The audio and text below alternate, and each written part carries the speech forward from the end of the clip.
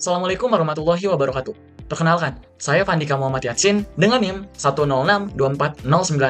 Pada kesempatan kali ini, saya dan rekan-rekan saya akan mempresentasikan mengenai analisis data pemotongan hewan kurban tahun 2019 sampai 2022. Yang pertama adalah pendahuluan. Fenomena kurban tidak hanya bersifat religius, tetapi juga mencerminkan perilaku konsumsi, sosial, dan distribusi sumber daya. Kami ingin memahami bagaimana pola penyembelihan kurban terjadi di Indonesia berdasarkan data. Tujuan kami adalah menjawab pertanyaan penelitian seputar sebaran, dominasi wilayah, dan hubungan antar jenis hewan. Lalu yang selanjutnya adalah pertanyaan penelitian. Ada 4 fokus utama dalam analisis kami. Yang pertama adalah bagaimana distribusi kurban menurut jenis dan provinsi. Yang kedua adalah provinsi mana yang paling mendominasi jumlah kurban. Yang ketiga, apakah ada pola kecenderungan jenis hewan tertentu di wilayah tertentu. Dan yang terakhir, apakah ada hubungan statistik antara jumlah kambing dan sapi yang dikurbankan. Selanjutnya adalah struktur dan sumber data. Kami menggunakan data mentah dari Isignas yang tersedia dalam website data.go.id. Dalam format Excel berbasis biner, data berisi lebih dari 545 entry ini mencakup provinsi, tahun, jenis hewan, dan jumlah ekor. Setiap entry mewakili satu jenis hewan di satu provinsi dalam satu tahun. Oke, perkenalkan nama saya Yandi Riansyah dengan NIM 106249096. Oke, di sini saya akan menjelaskan slide 5. Di mana pada slide 5 ini berjudul total kurban per jenis hewan. Oke, pertama, mari kita lihat distribusi total kurban berdasarkan jenis hewannya. Dalam pie chart ini, lihat jelas bahwa kambing itu menjadi hewan yang paling banyak dikurbankan secara nasional, yakni mencapai 46% dari total kurban. Nah, selanjutnya ini adalah sapi dengan 34%, domba sebanyak 19%, dan kerbau hanya 1%. Dari visualisasi ini menunjukkan bahwasanya masyarakat ini di Indonesia itu lebih banyak memilih kambing dan sapi sebagai hewan kurban utama. Tentunya karena faktor ketersediaan dan harga yang lebih terjangkau dibandingkan jenis hewan lainnya. Next slide. Oke, di slide ini menampilkan 10 provinsi teratas dalam jumlah korban secara nasional. Terlihat jelas bahwasanya Jawa Tengah di sini memimpin dengan sekitar 1,6 juta ekor, diikuti oleh Jawa Timur sekitar 1,5 juta ekor, dan Jawa Barat lebih dari 1 juta ekor. Nah, ketiga provinsi ini itu mendominasi pelaksanaan kurban di Indonesia, mana menunjukkan peran yang sangat penting wilayah-wilayah di Pulau Jawa dalam tradisi berkurban. Next slide. Oke, pada slide ini berjudul tren kurban per tahun. Oke, terjadi penurunan signifikan pada tahun 2020 dan 2021. Nah, kenapa bisa turun? Itu kemungkinan besarnya disebabkan oleh pandemi COVID-19 dan dampaknya ini terhadap kondisi ekonomi masyarakat tentunya. Nah, namun pada tahun 2022 seperti yang kita bisa lihat di grafik, tren ini tuh kembali naik, yaitu dengan berjumlah kurbannya itu meningkat menjadi lebih dari 1,7 juta ekor, yang mencerminkan pemulihan ekonomi dan meningkatnya partisipasi masyarakat dalam kurban. Next slide. Nah, di slide ke-8 ini berjudul proporsi dan distribusi. Nah, di slide ini menunjukkan dua aspek proporsi, yaitu jenis hewan dan wilayah. Oke, kita lihat dulu yang sisi kiri. Di sini terlihat bahwasannya kambing itu menjadi hewan kurban terbanyak, yaitu dengan 46%, diikuti oleh sapi 34%, domba 19%, dan kerbau 1%. Dan sementara di sisi kanan tampak bahwa provinsi di Pulau Jawa itu mendominasi angka kurban nasional. Di Jawa Tengah, Jawa Timur, dan Jawa Barat secara kolektif ini menyumbang lebih dari 80% dari total kurban nasional di Indonesia. Dan hal ini tentunya menunjukkan bahwa aktivitas kurban sangat terkonsentrasi di Pulau Jawa, baik dari segi jenis hewan maupun jumlahnya. Oke, next slide akan dijelaskan oleh teman saya. Sekian dari saya, terima kasih. Perkenalkan, nama aku Sugo Fatah dengan NIM 1062421. Di bagian aku akan menjelaskan korelasi antar jenis hewan. Slide ini menampilkan heatmap matrix yang bisa kita lihat di sebelah kiri slide. Korelasi antara 4 jenis hewan kurban, yaitu domba, kambing, kerbau, dan sapi. Diukur dengan koefisien Pearson, di mana nilainya berkisar antara 1 sampai 1. Semakin mendekati 1, artinya hubungan antara dua variabel semakin kuat dan searah. Insight penting yang bisa kami dapat yaitu domba dan sapi memiliki korelasi tertinggi, yaitu 0,78, yang menunjukkan bahwa jika suatu provinsi banyak menyembelih domba, kemungkinan besar provinsi tersebut juga banyak menyembelih sapi. Kemudian kambing dan sapi juga punya korelasi yang kuat, yaitu 0,75.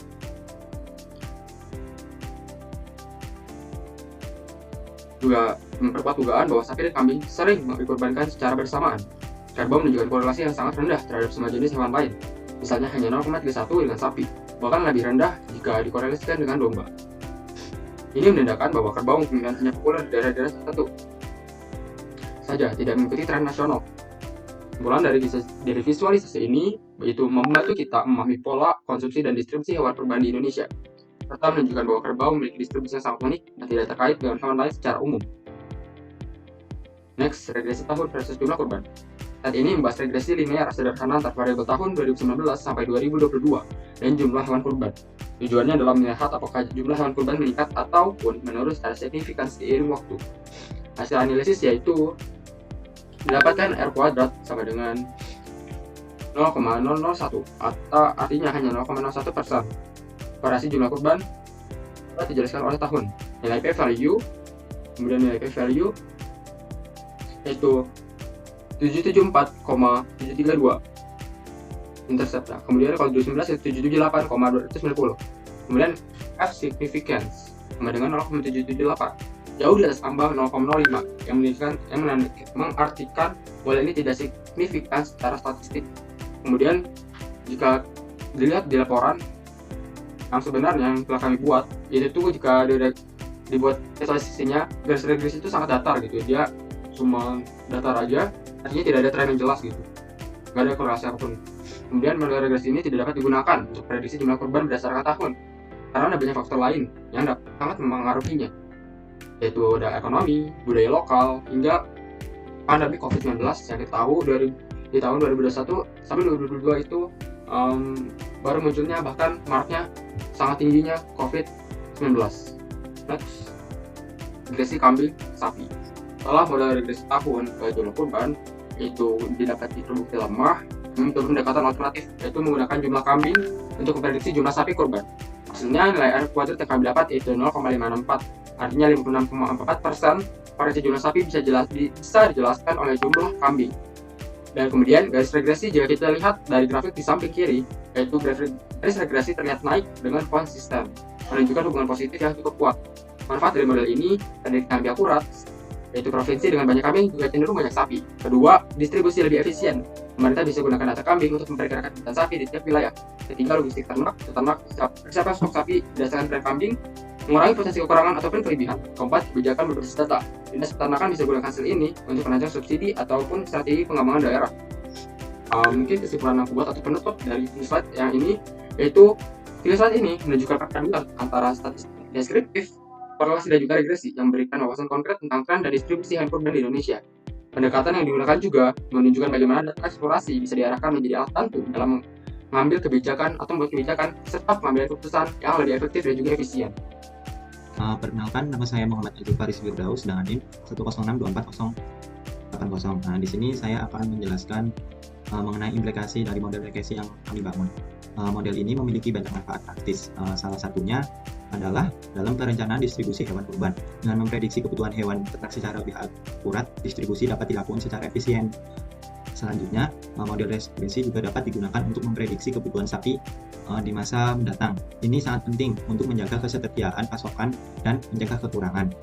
Kemudian, model ini juga dapat membantu dalam optimalisasi rantai pasok dari ternak hingga konsumen akhir. Dengan data yang akurat, proses distribusi dapat lebih terancang dan hemat. Yang terakhir itu, biaya regresi dapat dijadikan dasar untuk evaluasi kebijakan pemerintah maupun bantuan terhadap peternakan di berbagai provinsi. Dengan data dan prediksi yang tepat, kebijakan yang dibuat akan lebih tepat sasaran. Selanjutnya, sebagai kesimpulan dari analisis kami menemukan bahwa kambing dan sapi adalah jenis hewan kurban yang paling dominan secara nasional. Seperti di Provinsi Pulau Jawa, menyumbang volume kurban terbanyak dibandingkan wilayah lainnya. Selain itu, terdapat korelasi yang signifikan antara jumlah kambing dan sapi yang menunjukkan adanya pola keterkaitan dalam distribusi atau permintaan kedua jenis hewan ini. Namun, ada faktor waktu atau tahun ternyata tidak relevan sebagai prediktor utama jumlah korban. Artinya, jumlah korban tidak terlalu dipengaruhi oleh perubahan waktu dari tahun ke tahun.